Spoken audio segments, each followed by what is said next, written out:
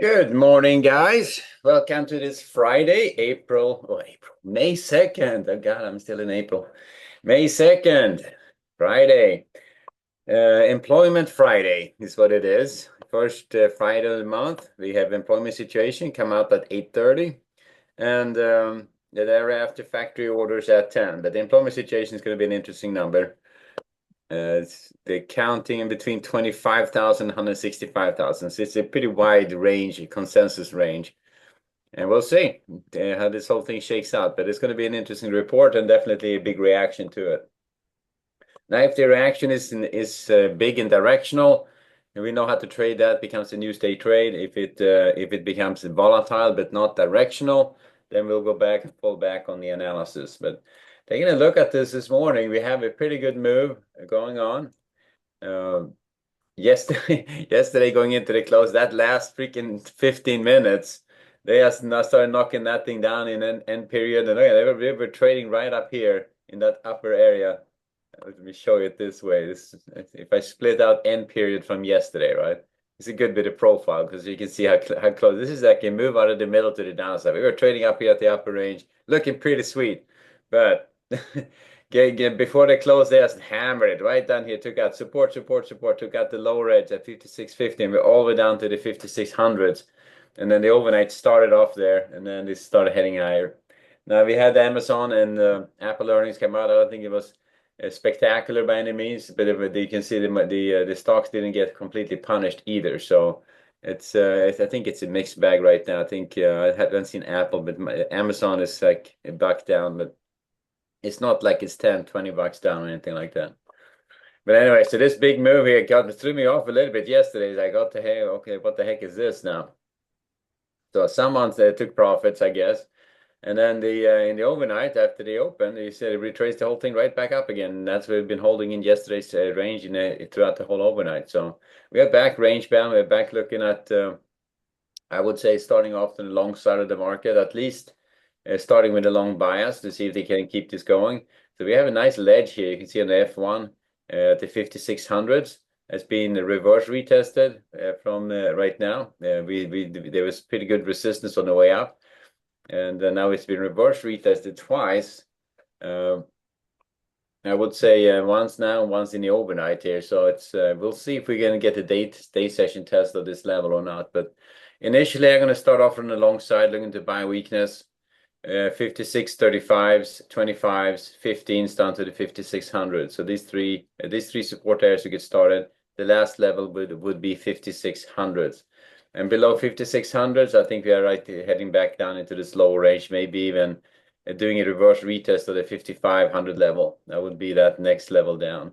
So remember, this big congestion area, 5500 to 56, 55, 50 to 60, that was the area that had the hardest time getting through on the way up. So if we take out this area, the 5600s, I would look for a move all the way down potentially to 5500. So that would be the downside move. If they start taking out resistance at this point, the 5660s, 72s, and the 82s, then we are probably in a good spot to retrace towards the or break or trade higher towards this 5750 attractor area. It very, very much feels like we're climbing the wall of worry right now. It's very much so. So we have been scratching up above a couple of different resistance areas, not by any means in a straight shot. Back and forth it goes, and that's just exactly what that looks like. You have bad news come out, all these cross currents, but the market just keeps grinding and climbing and climbing, and that's what that looks like. So I would stay on that long side, just favor the long side right now, and then see if they can start taking out some more resistance areas. The news today could be setting us either on a trajectory to the downside or in a big rally or not at all, and that's just the reaction. We have to wait and see. Now, a big directional reaction would be we're taking out resistance. We are moving this one at least 5 times the regular bar size in a direction. And it's obvious. And when you see it happen, you know it's okay, this is a directional move.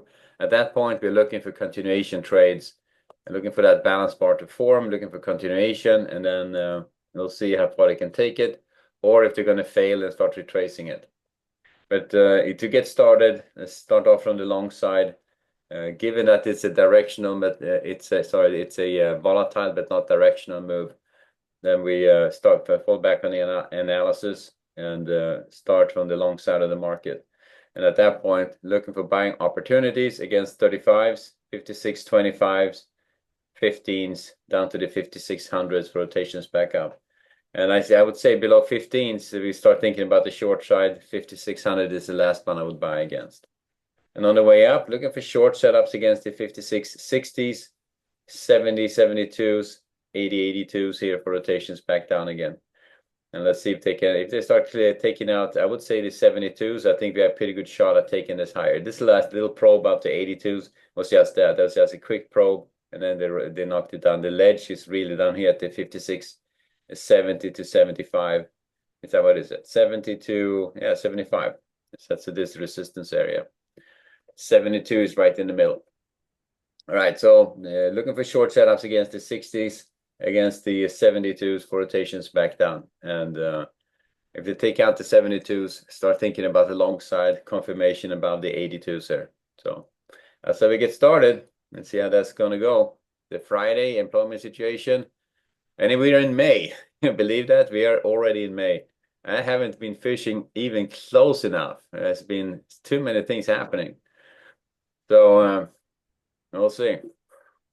Bond market, also in the range. They're back to the 116 attractor area.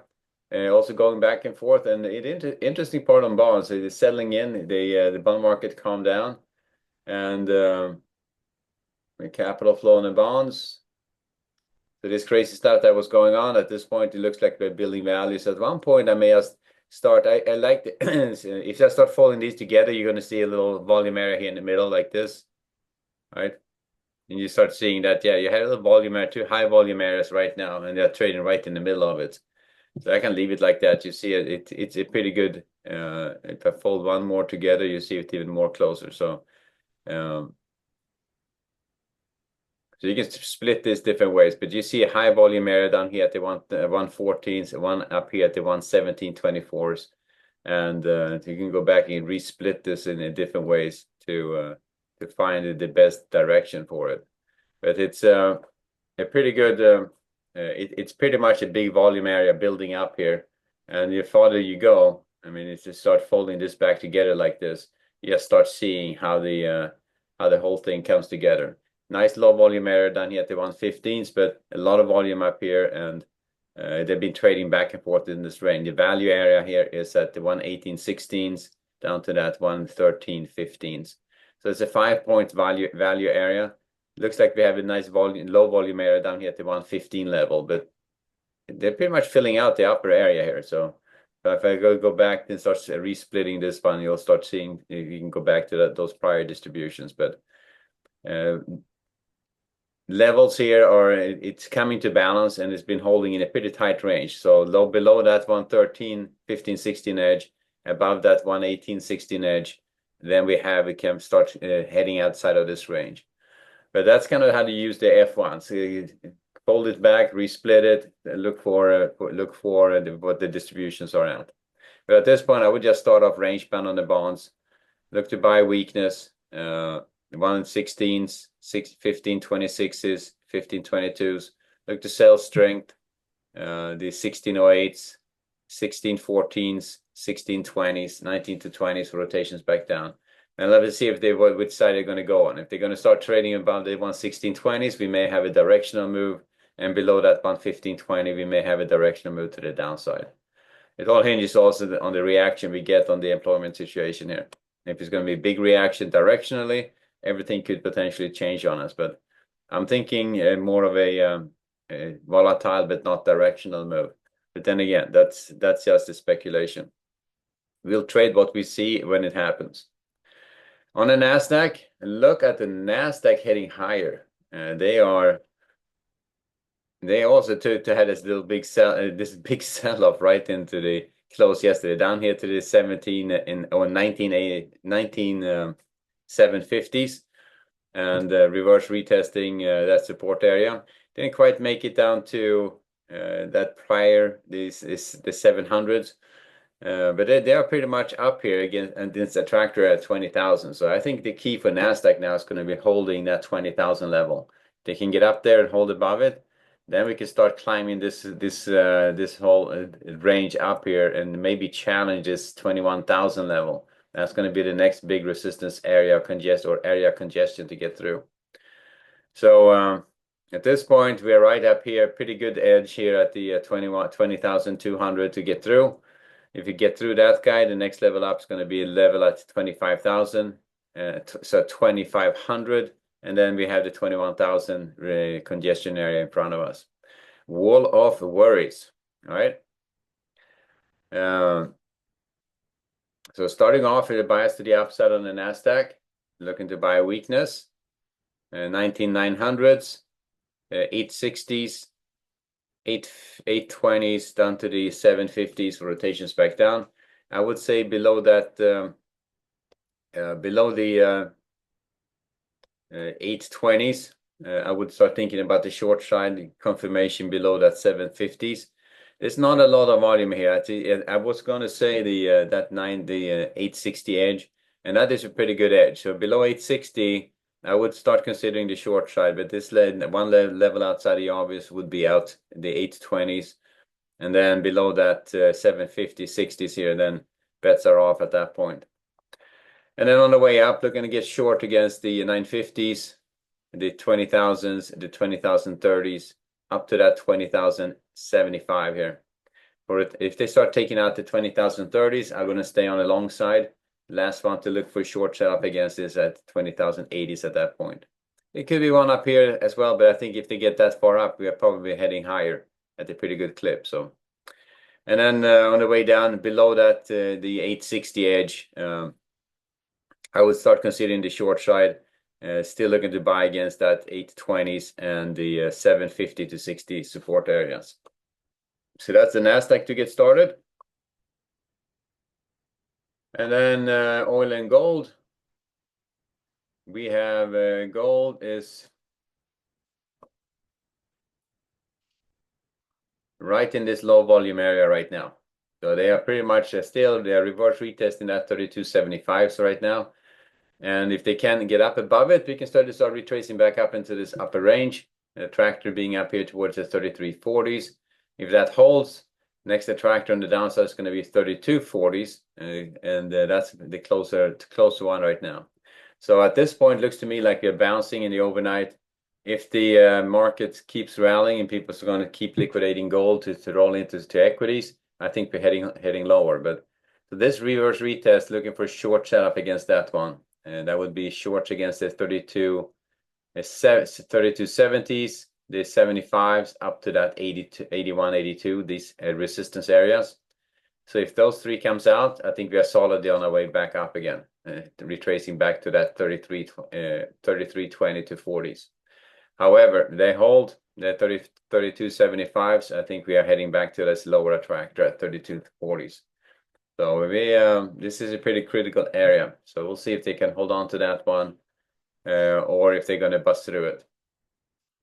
And if they failure to take it out, which is kind of our default, would mean that we are heading back lower again. So initially looking for short setups against these areas. Buying weakness, I would look to buy against 32.60s, maybe down to the 32.50s initially, but not more aggressively than that. If they start backing off, you don't want to be in the wrong side of that move. So if you see some early weakness, potential buying opportunity, but not very aggressive and not more than one, maybe two levels down. All right, so that's the gold. Let's see if they can take out that 32.75 level. And then finally, oil.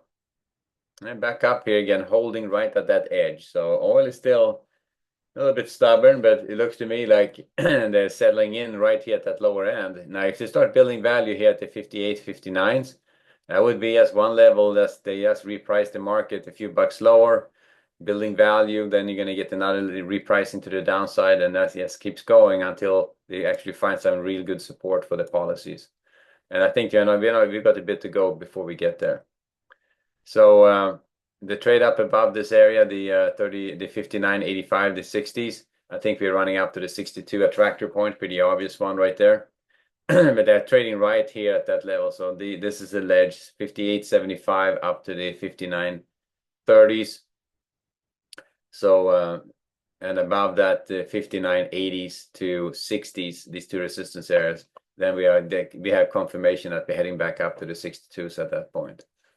But initially looking to sell strength at that against the 58.75s, 59.20s, 59.50s, 59.80s, up to that 60.20s for rotations back down. And I will, as I said, above the London high, start to worrying about the long side. Still look for shorts against the 59.80 and the 60s for rotations back down. But above that, yeah, I'll stay on the long side at that point. So that's oil structurally going to head lower no matter what. So prefer the short side when I can. So that's oil, that's gold. We got about 8 minutes before the news hit. So back to the ES. And we're pretty much where we left it. So what we're looking for, a continuation to the upside. If we see a directional move, but not, well, we see a big directional move, we're looking for continuation of that move. If we see a volatile but not directional, we fall back on the analysis and start looking for that early weakness. All right, so let's see how this goes. Employment situation, Employment Friday. So good trading, guys. Trading with some caution. And let's see how this goes. All right, guys. I'll see you back at 11:30 for the next update. Later.